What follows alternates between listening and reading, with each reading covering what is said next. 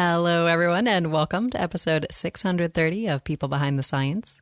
Today, we are excited to be rebroadcasting our interview with Dr. Eric Green. This interview was originally published on January 18th of 2016. Listeners, Eric is an accomplished genome researcher who made significant contributions throughout the duration of the Human Genome Project. His lab is also credited with identifying and characterizing several human disease genes, including those implicated in certain types of hereditary deafness, vascular disease, and inherited peripheral neuropathy. In this interview, Eric talks more about his scientific career, as well as his life outside the laboratory. So listeners, sit back, relax, and get ready to get inspired in this episode of People Behind the Science. Every day, discoveries are made that will change our understanding of the world around us. Dr. Marie McNeely is here to bring you the brilliant minds who are making these discoveries so they can share their incredible stories and take you on an amazing journey. Welcome to People Behind the Science.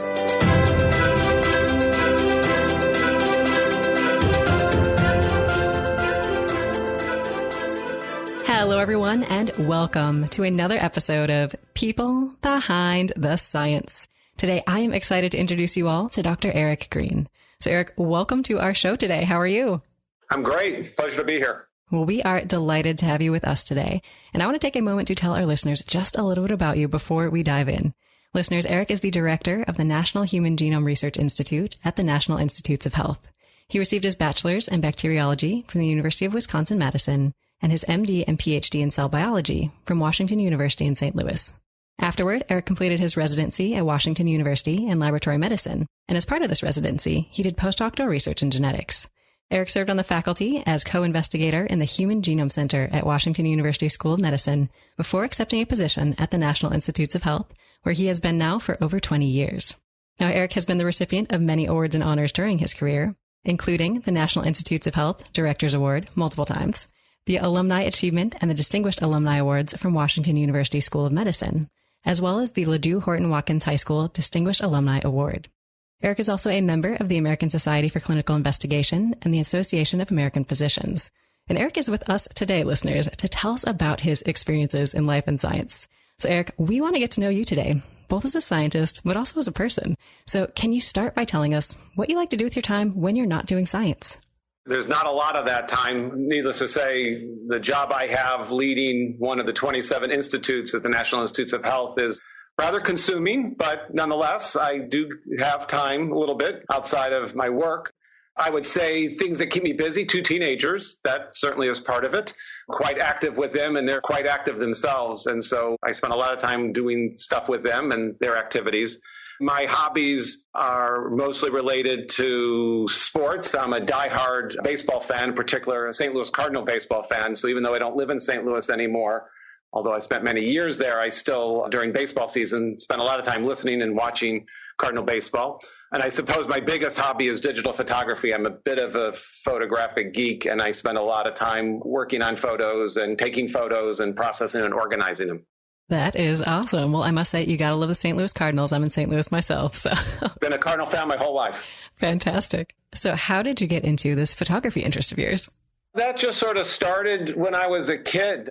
My father always had nice cameras, let me use them. I set up a dark room when I was a kid to do black and white photography. In middle school and even in high school, I was on the yearbook and the newspaper, and I was taking lots of pictures and developing lots of photos in my basement. It sort of dissipated a little bit as I was growing up. I always took pictures, but then when digital photography came on the scene, it just married my historic interest in photography with my interest in computers and technology. I just find the instant gratification of digital photography and also the ability to just organize things so well and manipulate them. I had a lot of fun with it. I spent a lot of time doing digital photography. Well, that is fantastic. Great to hear a little bit about these things that occupy your precious little bit of time when you're not doing science. But Eric, I want to talk about your science next. So can you tell us how you describe what you do to someone who might not be familiar with science or your particular role? Yeah, it's a great question, and it's something we think a lot about in our field, and the field is genomics. It's a relatively young field, so lots of people haven't necessarily heard of it, but it's so important, so intrinsic to biology. In describing it, probably the simplest way I like to discuss this is all things need a blueprint to be created and to operate. A car needs a blueprint. A house, you're going to build a house, you need a blueprint. Living systems, biological systems, they need a blueprint too, to create them and actually also to operate them. And so fundamentally, the science of genomics is studying the blueprint of living systems. And the blueprint material is this thing called DNA. I think lots of people know what DNA is. Mm-hmm. They see the icon of the double helix. There's a lot of imagery of DNA in popular culture now. And DNA is the information molecule of living cells. It is the blueprint. And the field of genomics, the field I work in and have for the past 26, 27 years, is a field that really just came about in the late 1980s when there became available tools and technologies for being able to read out the components of DNA, which basically is almost in a code-like fashion containing all the information for the blueprint of an organism. And a genome is all the DNA, all the blueprint information of an organism, and genomics is the study of that blueprint, how it works, how it encodes all the information necessary for creating an organism or for operating an organism. And it's been a remarkable growth phase for this very new field over the last quarter century. Well, you can just tell how passionate you are about this field, Eric, as you're chatting about it. And I'm excited to talk more about the genomics research that you're doing as we go through our interview. But I want to take a moment here and talk about motivation. I think a lot of scientists are just intrinsically motivated by their excitement about the work that they do every day. But I want to know, do you have a particular favorite motivational quote or a saying, one that comes to your mind when you're going through a tough time? It's funny, I was thinking about what are sort of quotes I've often used, and especially ones I've used as part of some audacious projects that we've done in genomics over the last quarter century. I mean, starting with the Human Genome Project, of course, but also some follow-on projects. And so often we acknowledge openly that we don't exactly know what we're doing. When you're in a new field, a lot of times you just have to be willing to be audacious and say, we're going to do something incredibly bold, like read out the genome of the human body. That seemed really bold when we said we were going to do it 25 years ago. And yet we knew we had no idea how we were going to do that very precisely, or we knew we weren't going to do it exactly right on day one. We were going to have to sort of figure it out as we go along.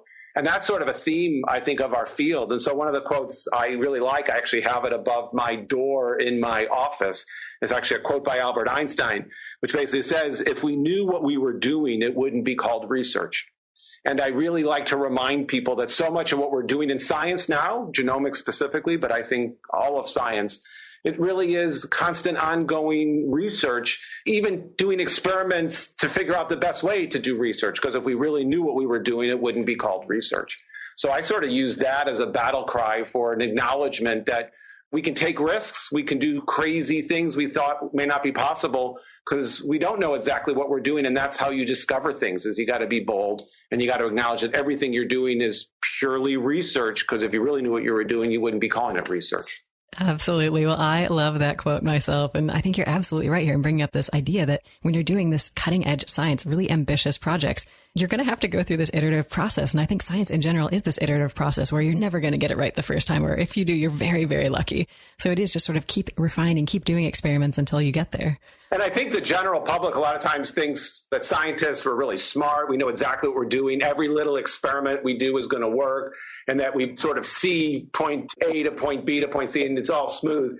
And it's just so much not the case. And so much of what we do in science fails, and that's okay because we learn from our failures. And the whole process is about being willing to take chances and acknowledging that a lot of them won't work, but you learn so much from that and you eventually figure your way through the various steps to get to where you want to be. Absolutely. I think learning from these failures, learning from the challenges that you face is a huge part of science. And you also learn a lot from the people who came before you. So I want to talk a little bit next, Eric, about some of these people who came before you who may have had a big impact on you or inspired you. So can you share with us some of your mentors or role models? For purposes of disclosure, I should first of all acknowledge that I was born into a science family. So it's not that science and scientists were new to me. My father is a virologist, now 89 years old, still an active scientist, actually in the St. Louis area. And so I grew up just knowing that science was part of what people do. I would hang out with him in the laboratory on the weekends. And so I would certainly say he was a role model as a scientist, just seeing somebody doing science, enjoying it, having that passion.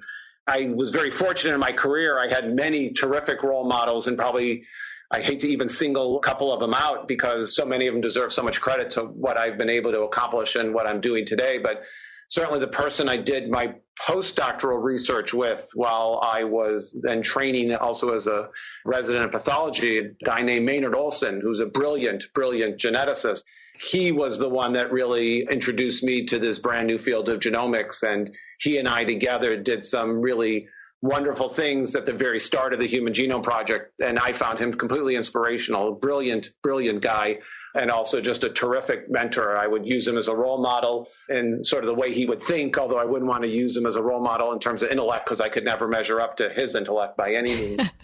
More recently, the past 21 years since I've come here to NIH, I would say I've had a role model in Francis Collins, who previously was the director of the institute that I now lead, and is currently the director of the National Institutes of Health, and served a major role in leading the world's effort of the Human Genome Project. And his leadership skills are just fantastic. I've learned so much watching him now for 21 years on how to be a scientific leader, both at the level of the organization that you're running, but also for the whole community of scientists that you end up influencing, representing, and facilitating their work. And so I think I've really been blessed by being able to work closely with Francis Collins for now over 2 decades.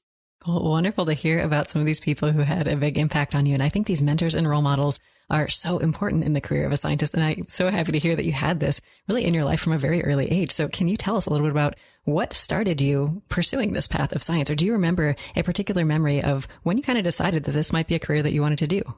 Well, needless to say, growing up in a science family, that was always on the table. I also watched a brother 6 years older than me decide to become a scientist and a physician. And then I watched a sister 3 years older than me deciding to become a physician. And so when I was the third of three to come through, it was sort of obvious, well, maybe science, maybe medicine. I remained open-minded. I didn't rule it out. I spent some time working in labs, even in high school in the summer and a little bit in college.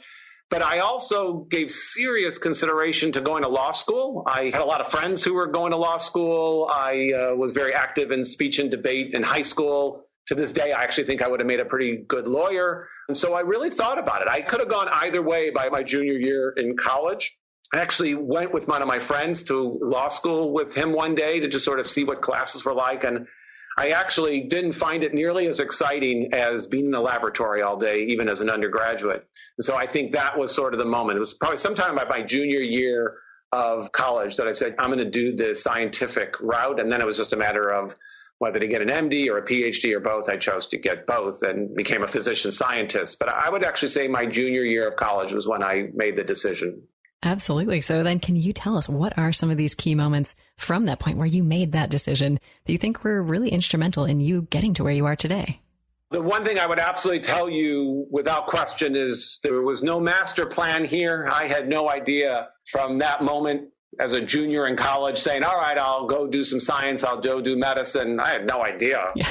I always tell young students and trainees, don't think there's a master plan. It just doesn't exist. I could certainly tell you there was a series of decisions, forks in the road, either because you were graduating or coming to the end of some training phase, or because an opportunity came before you. You had to decide whether you were going to go left or you're going to go right. And I could think of 4 or 5 of those that have happened throughout my career and my training. And every time I made a decision, and I think I made good decisions. I'm not sure if I would have gone a different direction, I would have been less successful or would have just taken me down a different journey.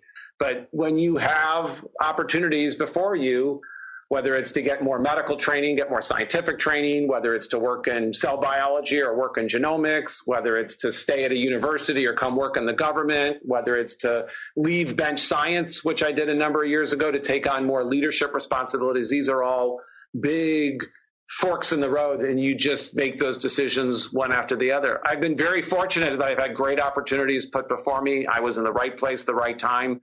One of the most dramatic ones, I would say, was just being at the right place in terms of an institution, working in the right lab when something like the Human Genome Project started, and being able to basically get on that elevator, if you will think of it as that elevator ride. I got on day one, probably actually even before day one, and was able to basically make my career as a young trainee working on the front line of the Human Genome Project. I mean, that kind of opportunity just doesn't happen every year or even every decade.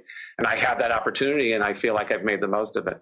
Certainly. And I think I've heard a lot of people mention this thing. It's sort of, there's a lot of that being at the right place at the right time, making the right connection with the right person that comes along with a career in science. It's not always, as you're describing, this well-charted path that everyone has figured out ahead of time. It is a lot of going with the flow, going with the moment and making those right connections and being in the right places. So I'm really glad you mentioned that. I think one of the keys is don't be locked in because you said, I want to practice medicine, or I want to care for patients, or I really want to do this kind of research or that kind of research. I think you need to be open-minded to things you never could have anticipated, and then really cool things can happen. Some of this is luck. I feel I'm very fortunate. I've had a lot of very lucky opportunities put before me, and I feel like I've capitalized on them, but I was very fortunate to even have that opportunity. And now this transition that you made, one of these big transition points was when you moved from Washington University to the National Institutes of Health. Can you tell us a little bit about what it's been like to work there? It's actually been terrific, but if you would have asked me when I was growing up or when I was a medical student or a graduate student or a postdoctoral fellow or a resident or even a faculty member that I was going to go work for the federal government, I would have just probably thought you were crazy. I didn't know what the federal government was like. It's a very different feeling, a very different kind of organization than a university. But all of a sudden you get presented this opportunity and you try it out if it just fits well. And I've seen some people come here as scientists and it didn't fit so well and they didn't last very long. They went back to academia or to the private sector. But I've been able to take the good with the bad. At times it's frustrating, but by and large, it was a big transition, but it's very gratifying to be part of the National Institutes of Health. I mean, this really is the center of the universe for biomedical research. If you ever doubt that, all you have to do is go travel to another country and talk to scientists, because anywhere you go in the world, you talk to any scientist, and they know about the U.S. National Institutes of Health. They all look at it very fondly. They follow it carefully. It is really the leader for research in biomedical issues and problems really around the world. So can you tell us a little bit more now about one of these projects that you have ongoing at the National Institutes of Health that you are just so excited about? Well, probably the one I should talk about because it's so timely is one that actually hasn't started yet. We hope it'll start maybe even within the month in terms of it'll start the next fiscal year, which for us begins after October 1st. It's an initiative called the Precision Medicine Initiative that President Obama announced in his State of the Union address back in January of this year. It has a major component that's genomics, which is the area I'm the most involved in, but it's actually bigger than genomics. I would certainly say that if it wasn't for the advances in genomics over the last 25 years, this project would probably not be contemplated at this time. There's many components to it, but the major one, which I'm particularly excited about and will be involved with, is creating a cohort, which is sort of a collection of something like 1 million volunteers in the United States who will all agree to be studied for the next probably 10, 20, 30 years, and who will also be willing to share lots of data about themselves and their health and well-being. It'll involve having all their medical data collected, a lot of data about their blueprint, their genomes, a lot of data about their lifestyle and their diet and how much they exercise and what things they're exposed to and so forth. And by amassing something like 1 million or more people, this will give us an opportunity to study very subtle features of human health and disease that would just not be possible if you only were studying a few people at a time. And this is a project that couldn't even been contemplated 20 years ago. And when it was first contemplated 10 years ago, it was still thought to be too expensive.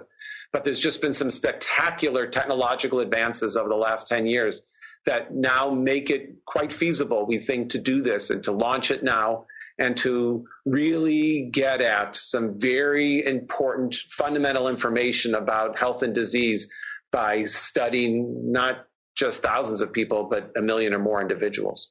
Well, I think this is a really exciting direction for this genomics, this health research to be taking. So it's fantastic that you're able to be a part of it. Can you give us an idea, though, as the director of this institute, what is your role or what are some of your daily responsibilities? What does a day in the life of you look like? So just in general, not specific to the Precision Medicine Initiative, which is actually an NIH-wide program. Actually, it's government-wide, many agencies. But to give you a flavor of what my typical day looks like, the first thing I'll tell you is that no one day is the same as the next. It is quite variable what I do. Lots of meetings. Certainly that's very important, both because I'm running an organization at my own institute of 600 people or plus, and I have a responsibility for a budget of almost $500 million and have to figure out exactly the best use of those funds. We give out most of that money to outside organizations, universities in particular, and research institutions. We have a lot of research also going on here. So I have a lot of responsibilities there, but that's just for my institute. I also have responsibilities as one of the 27 institute and center directors at NIH to run the whole NIH. And that's where things like helping to organize this Precision Medicine Initiative, which is a trans NIH effort, becomes so important. So I spend a lot of time doing that. And then I have a responsibility as the head of an institute overseeing genomics in the United States, responsibility for the field of genomics and for the community of scientists around the world, actually, in genomics. And so I'm out and about quite a bit. I give lots of talks. I'm probably giving 2 to 3 talks a week, it seems, many locally, but I travel quite a bit to go out and talk to people. Some of this is talking to scientists. Some of it's talking to the general public. Some of it's talking to members of Congress or other politicians or people in public service who are involved in many aspects of medicine and science. So every day is a little bit different. You just sort of have to organize it the best you can, but it's quite busy. And when you're not in meetings and you're not giving talks, you're not traveling, you're dealing with, on average, I get between 200 and 300 emails a day. Oh my gosh. Wow. Well, wonderful to hear a little bit more about what you do. And I know as a scientist, you get pretty directed, specific training. Was there anything you can think of that really prepared you for these responsibilities, or was it a bit of a rocky transition? It actually wasn't necessarily a rocky transition, in part because at my institute, I'm blessed with terrific staff who really know what they're doing. So most of what I do all day is delegate. As I took on more leadership responsibilities here over the last 20 years, I've also just always benefited from terrific other leaders here at the institute who immediately help and really teach me a lot. And it's all a big partnership. One of the things I would say, to be totally candid, because I say this to physicians all the time, I say this to graduate students and to other young scientists, is it is truly remarkable how little formal training we actually get for our daily jobs once you become a physician or you become a scientist. So much of medical school is learning about medicine, learning about disease, learning about physiology, pathophysiology, treatment, diagnostics, et cetera. When you're a scientist, so much of what you learn is the scientific process, how you design experiments, how you troubleshoot experiments, how you interpret data, how you write papers. But then when you go out in the real world, if you're a physician, you're running a small business. I mean, and it's very difficult. And there's a lot of financial accounting you need to do and a lot of complexities of payment and reimbursement and balancing the books and so forth. And I have many medical colleagues who deal with this and realize that, wow, they never had any training for that. In my job here, I just sometimes laugh. I mean, I think it's almost comical when I think about what I do on a daily basis. I should have taken all sorts of coursework in accounting and business management and personnel management and organizational management, all that, and I didn't do any of it. I had no formal training in practically anything I do on a daily basis. On the other hand, what you have and what you gain from medical school and graduate school is common sense. You also gain the ability to watch role models and how they do well. And you even get to watch and observe over the years people that you see running labs and running departments and running medical schools who maybe don't do it perfectly. And you learn from their mistakes as well. And you also learn to surround yourself with really talented people who help you. And when you need to, you learn something, because learning didn't stop at graduation. You have to pick up new skills along the way. And that's part of the process of being a leader, is figuring out what you need to know. And if you don't know it, find somebody who's really good who helps you. Absolutely. And I find I'm learning new things every day. And sometimes it's from undergraduates, sometimes it's from mentors. I take information from wherever I can get it. Right. And never be so arrogant to think that you really know the best way. Always be open to feedback and to constructive criticism.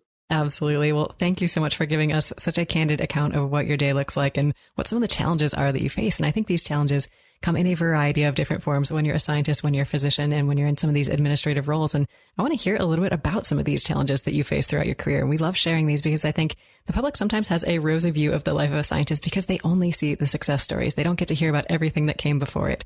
So can you tell us about one of these major failures you had, or maybe a challenge that you faced that you struggled with and how you got through it?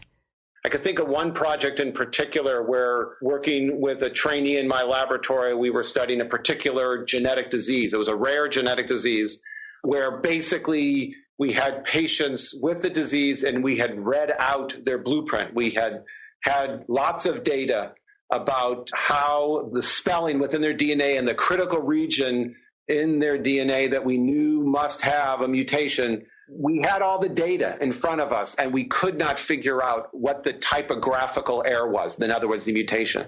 We saw lots of spelling differences between the people with the disease and without the disease, but we simply could not figure out which of those was the relevant one causing the disease. And it was so frustrating for a while. And in part because we were being biased, because where we saw some typographical errors, they were in parts of the genome that we thought couldn't have played a role in this disease. We just thought, it couldn't be relevant because we had a preconceived idea of what was going to be wrong in these patients. They happen to have a neurological disease, so we were thinking about things that would make something in a neuron on part of your neurological system be broken.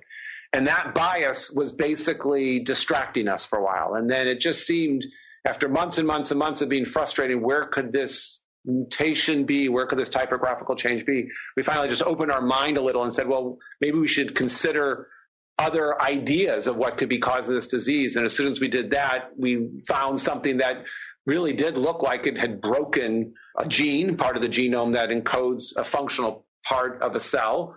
And all of a sudden, that turned out to be the answer. And it was just one of these things which is sort of classic in science, where if you would all let your mind get a little closed and you start to think that you know the answer, you'll be fooled and you'll be distracted. And in fact, as a result, we really were distracted to the point of probably losing about 6 months from having the right answer, because we just had to be a little more open-minded. And it actually, in retrospect, it was great because it opened up a whole new field in some ways in neurobiology, ways that it turns out that our nervous system absolutely requires certain functions that we didn't realize that it did, and that little changes in that part of the nervous system can have really detrimental effects and cause disease.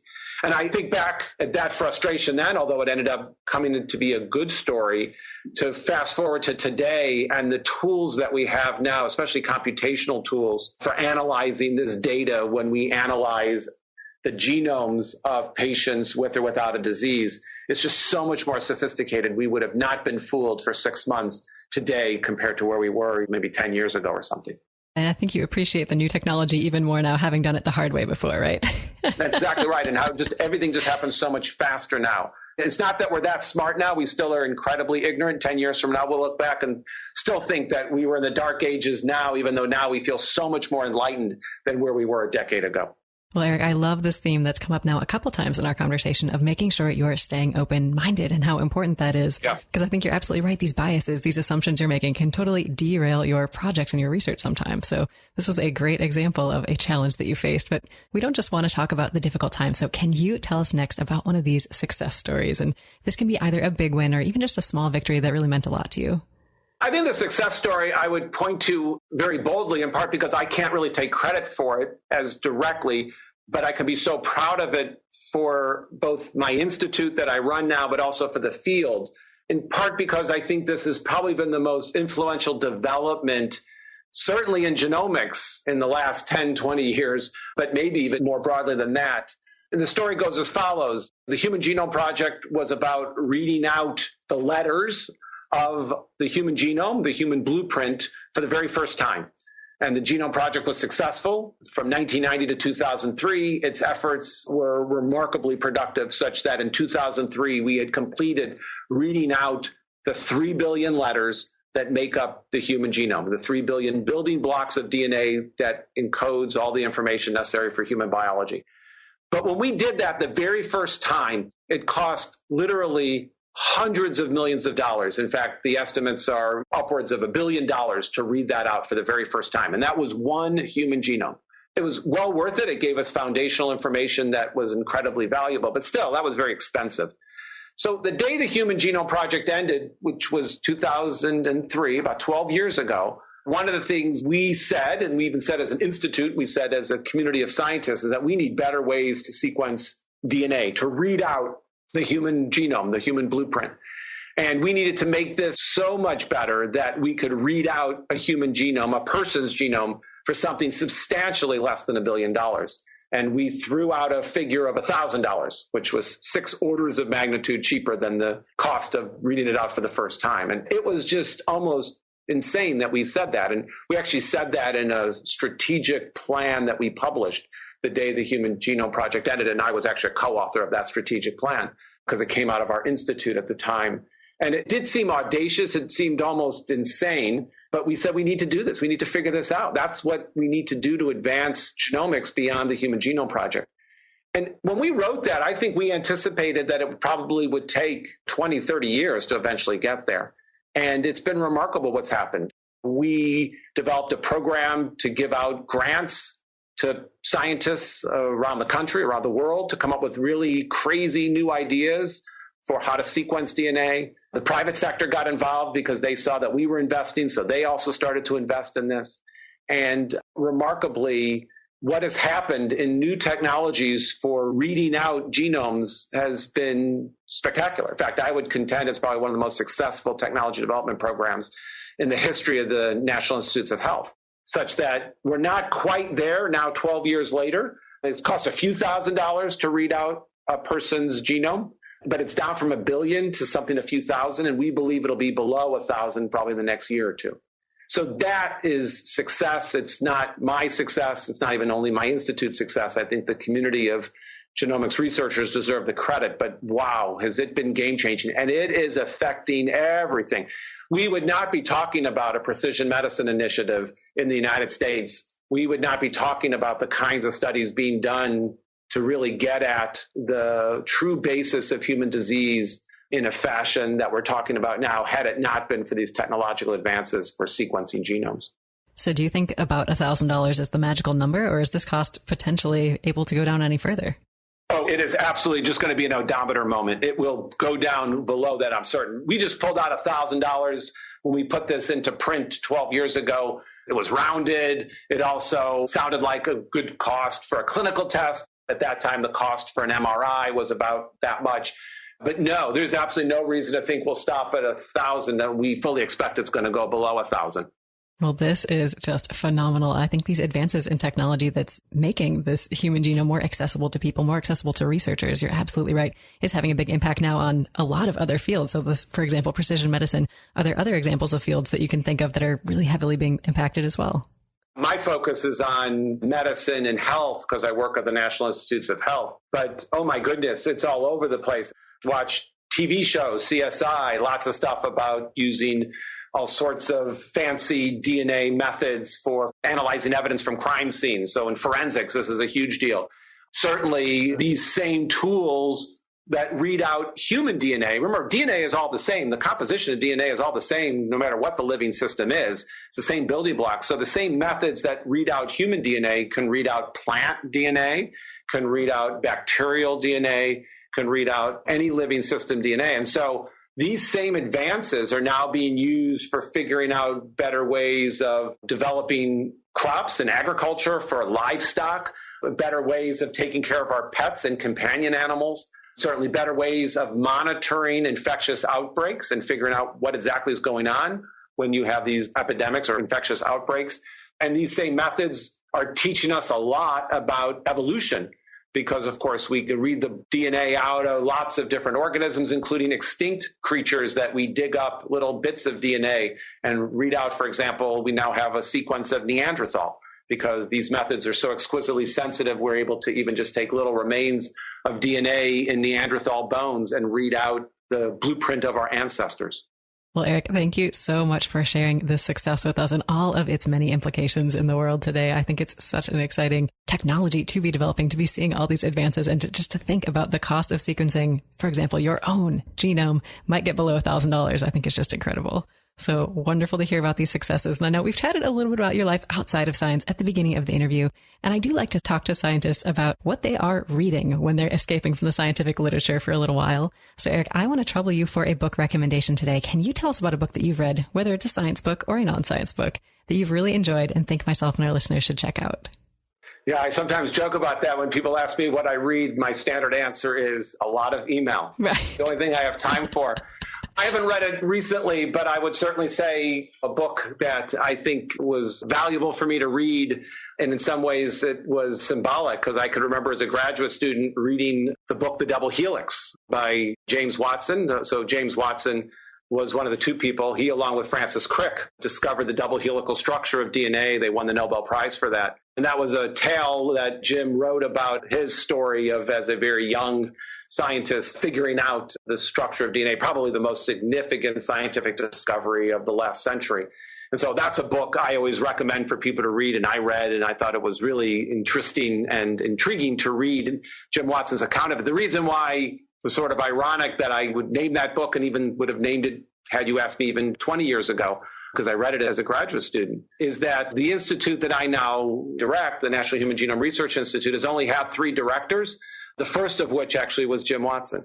After that, it was Francis Collins and then me. But here it is. I'm in a job that was once held by Jim Watson. And when I was reading that book as a graduate student, if you would have told me one day you'll have a job that was previously was a job that Jim Watson had, I would have definitely thought that you were not thinking straight, but that's the way my life's turned out.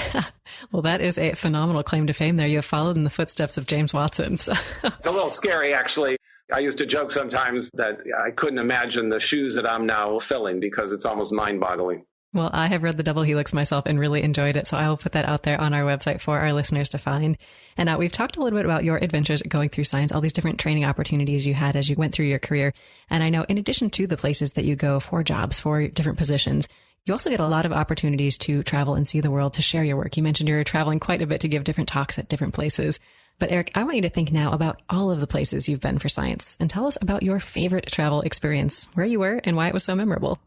That's actually easy. Probably the most memorable work trip I went on took place, it was well over 10 years ago, actually, at this point, where I was invited to be part of a small scientific delegation to celebrate the opening of a new medical school in Ecuador.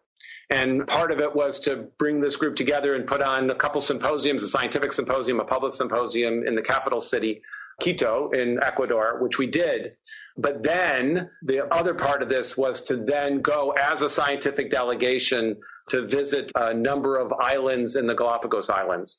And so a group of us went around, and it was about a 3 or 4 day trip around multiple islands in the Galapagos. And it was particularly gratifying. One of the other members of the scientific delegation, because it was multidisciplinary. I was the only genomics person. It was multidisciplinary. There's a Nobel laureate, but one of the colleagues who I met for the first time, got to know, and it was great, was a gentleman named Ian Wilmot from Scotland, who a few years earlier had cloned the first animal. So Dolly the sheep was created and came to be because of the research successes of Ian Wilmot.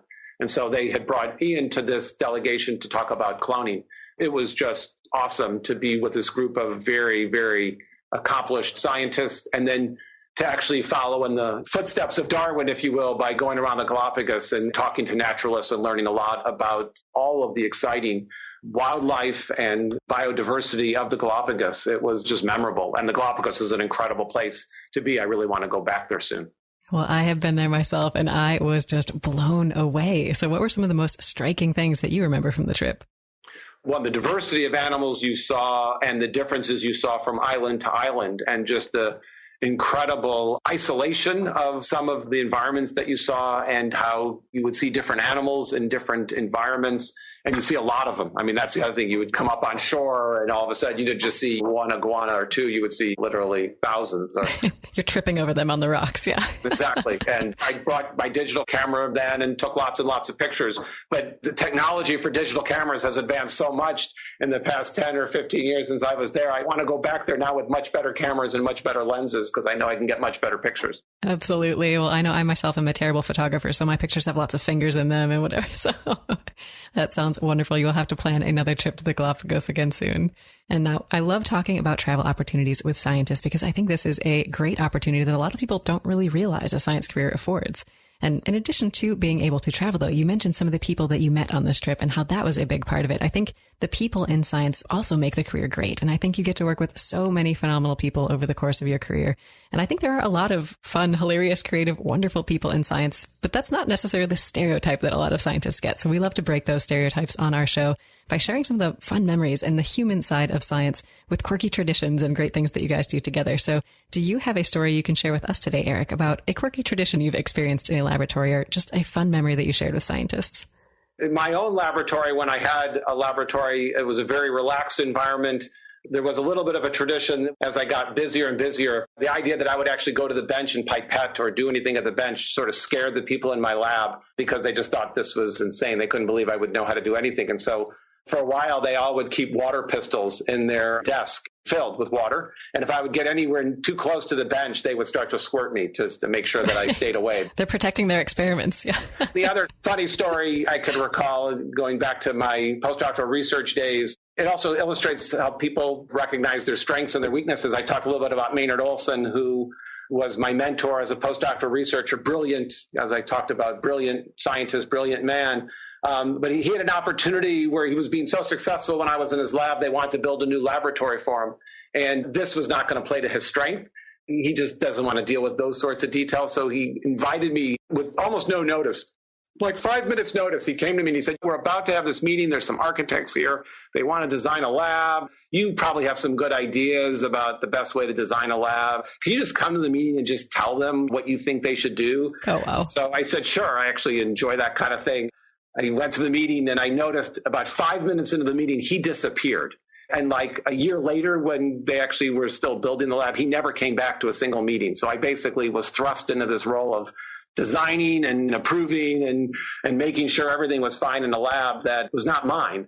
Although the great irony was I designed it and then it all got built. It was beautiful. And then just turned out that when I got my first faculty position at Washington University, Maynard Olson had actually left the university to go to Seattle. And the university just thought it was great that I just take his lab as my lab. So there was, again, great irony that at the time I didn't know I was designing my future lab, but I actually did. Oh, wow.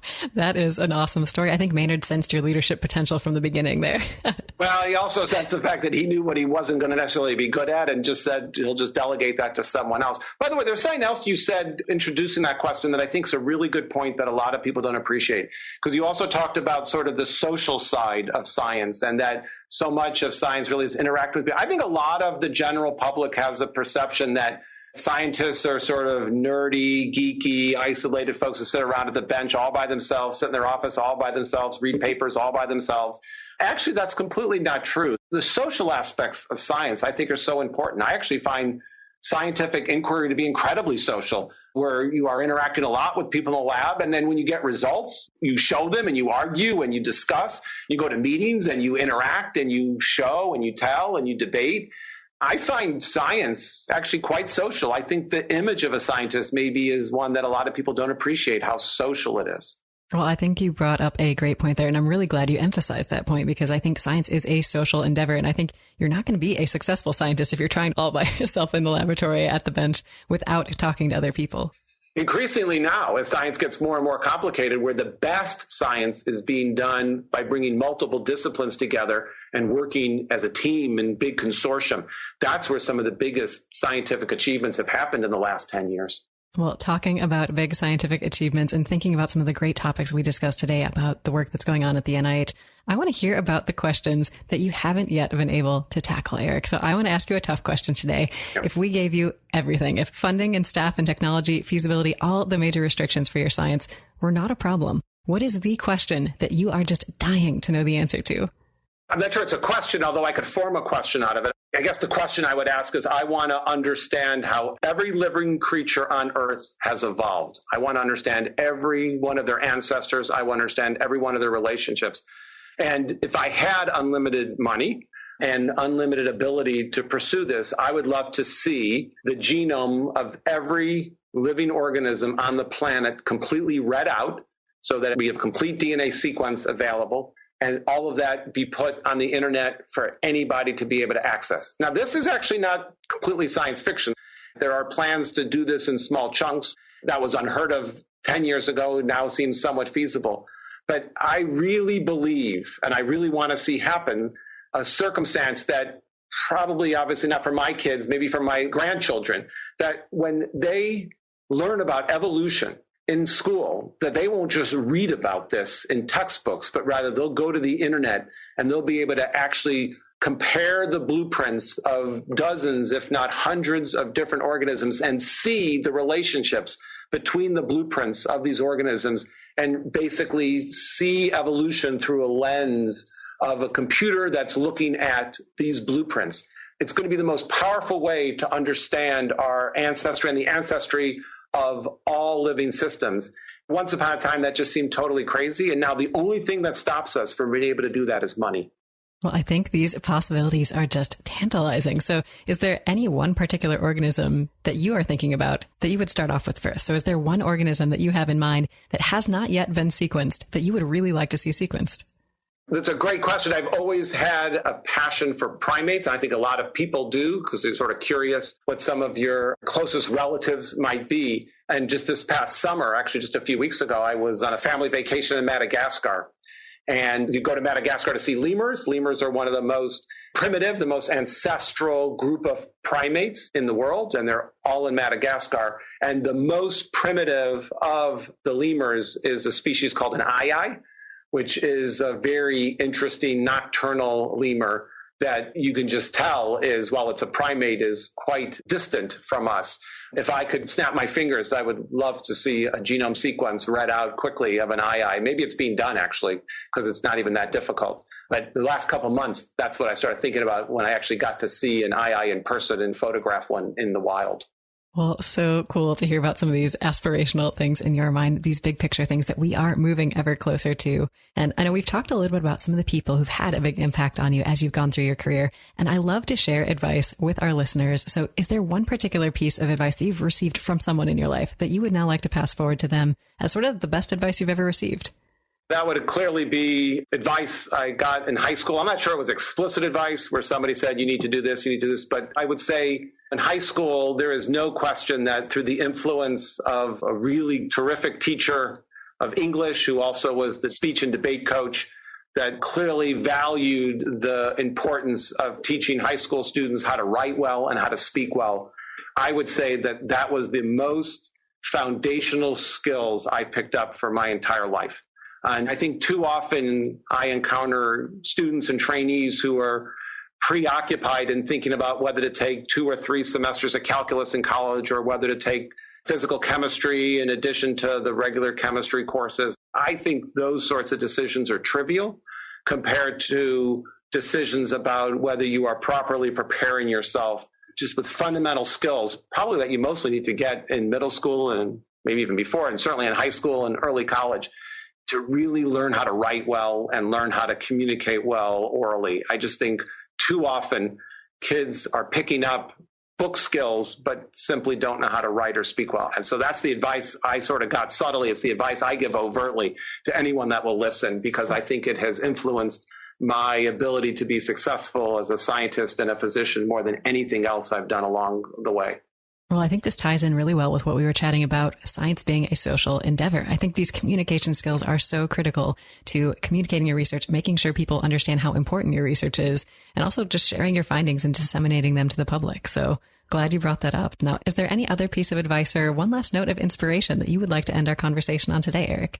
Well, I think the notion that you're a life learner if you're going to be successful, that it doesn't stop after formal coursework or formal training experiences. The example I give, which I think is really a vivid one, is the field of genomics is a young field. The word genomics only came into the scientific press 25 years ago or so. And it basically, that word came into being after I graduated medical school and graduate school. So here I am, basically an important leader in the field of genomics, and yet that word was never said once in medical school or graduate school. And yet, think of the responsibilities I have now. I've had to learn all this because it's a brand new field. And so I think about constantly that if you're going to be successful, especially in science, you have to be committed to being a life learner. It's not going to just sort of stop when you're done with your formal education, but things are going to come up throughout your professional career and you're going to need to learn. And I think you just have to be committed to that if you're going to be successful. I think you have to kind of love it. You have to keep wanting to learn more. Natural curiosity. It has to be there. Absolutely. Well, wonderful advice for our listeners, Eric. Now, can you tell them how they can reach out if they want to learn more and more about the work you do? So if you want to learn more about genomics, I would immediately tell you that a very valuable place to come is our website. It's really easy to remember. It's just genome.gov. So genome.gov gets you to a very valuable website that we maintain here at the Institute. I could also point you, if you want to learn some fundamentals about genomics, there's another website you can go to that's associated with an exhibition that our institute developed in collaboration with the Smithsonian. And that website is unlockinglifescode.org, all run together, unlockinglifescode.org. And that has a lot of materials, including some things from that exhibition that you could learn about genomics. If you want to learn more about me, I'm out there a lot on the internet in terms of YouTube videos and web pages that have lots of summary information. My only caution is if you just Google Eric Green, I won't come up as the top hit. There may be more than one. Yeah. In fact, I will tell you right now that if you just Google Eric Green and you spell it just like my name, which is Green, the top hits will be a football player who played for the Pittsburgh Steelers in the 1990s. So you have to put in a little bit more to get a little more specific. But if you put in Eric Green Genomics, then you're golden, and you'll find me, you'll find my webpage. You can find all sorts of ways to learn more about what we're doing, and including my email address. And you're welcome to email me. And if you have questions, we have people here at the Institute that always help answer questions as well. Perfect. Well, Eric, thank you so much for sharing those resources with us today. And thank you for joining us and sharing a piece of your story. Absolutely. It's been really fun talking to you. Well, it was a pleasure to have you with us today. And listeners, thank you for joining us as well. We'll see you next time on another episode of People Behind the Science. Your voyage to the lives of today's exceptional scientists has just begun. You can find everything we talked about today, including our guests' favorite books, biographies, photos, and more, when you visit us at www.peoplebehindthescience.com. I look forward to seeing you next time on People Behind the Science.